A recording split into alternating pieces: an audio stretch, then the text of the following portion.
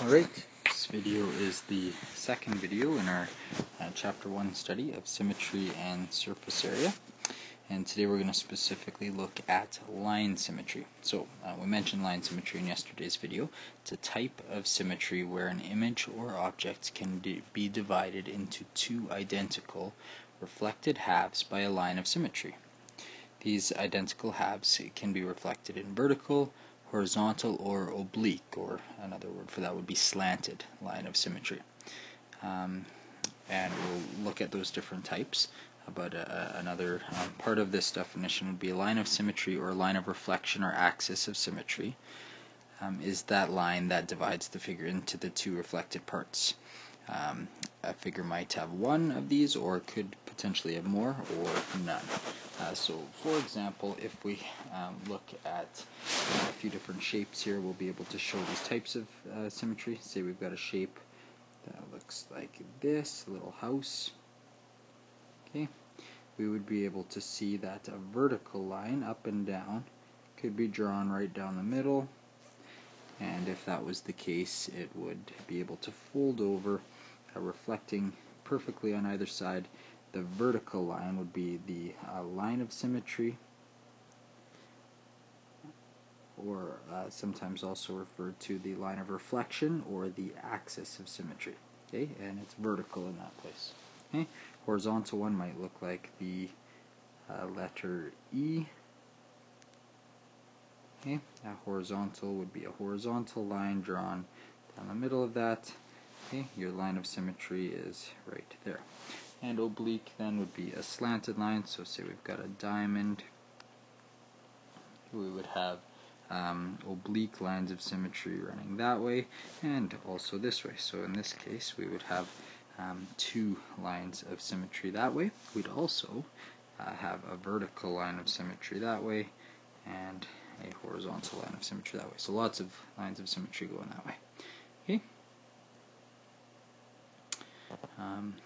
If we are asked to find the lines of symmetry, I will let you have a chance at that. So I will put some shapes in here, and tomorrow then when I check your notes on this, I will take a look and see if you have been able to find the number of lines of symmetry and then also the type of the lines of symmetry, whether it's horizontal, vertical, or oblique.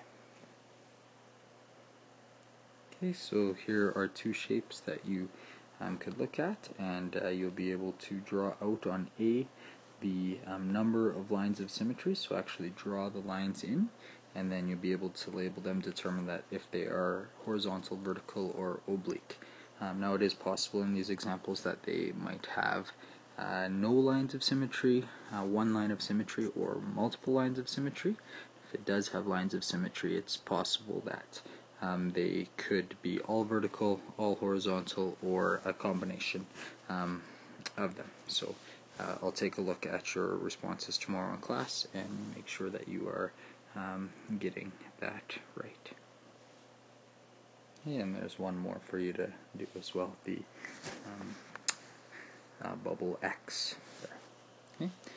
So we can determine the number of lines of symmetry, or discovering where these lines of symmetry are, in two different methods. There might be more, but your textbook and I will show you two. So the first one is probably the most precise and most common one, and that would be by using measurement or counting. So perhaps you would find at times that you would be given a drawing that was placed on a grid.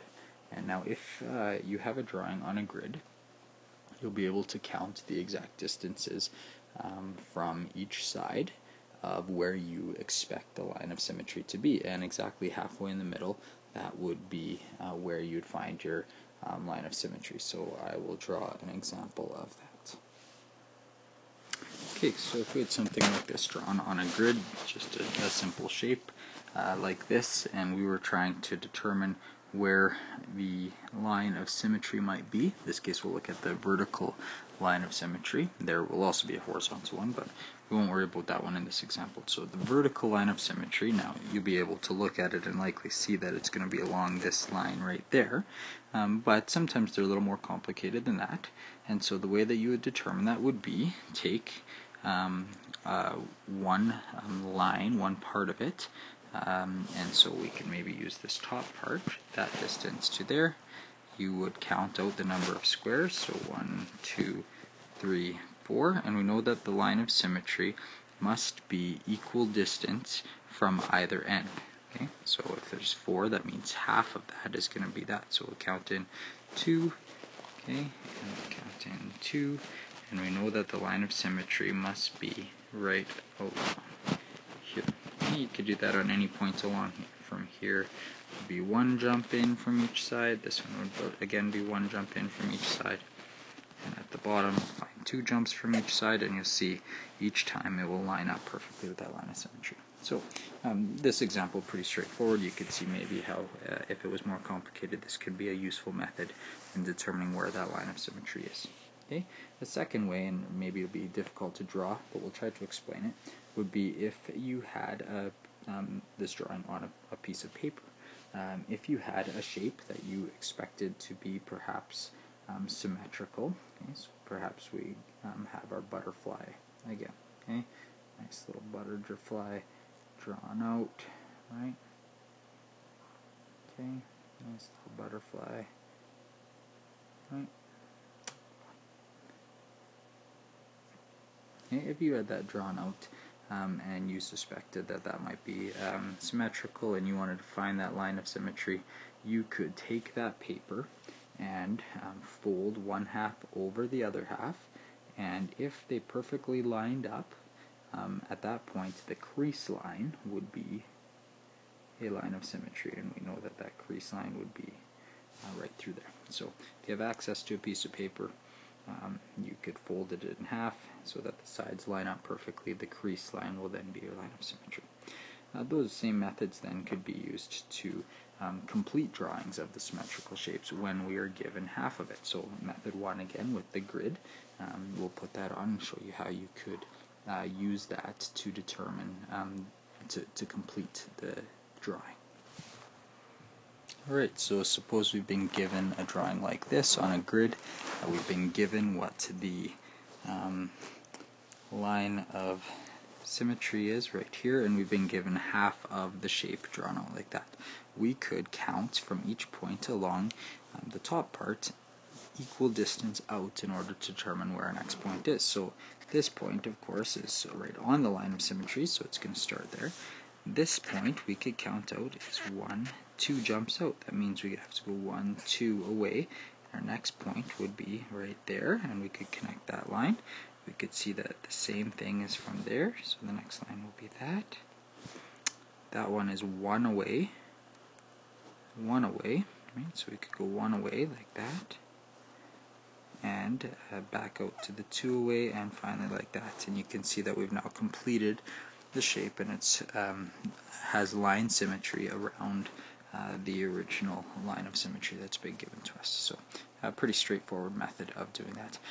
Now a note, if you don't have a grid, if you just had half the shape, right, like this, you could take out a ruler and also just measure the distance, and the same thing would apply. You'd be able to measure out whatever those distances are and draw out the other side of it.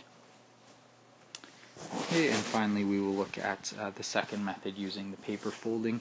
If you had a paper that was folded in half already, right, perhaps folded along this bottom part here, and on it you had drawn out half of it, right, a method that you could use would be to take a scissors, simply cut around that line, right, and when you cut that and you unfolded it, you would have a shape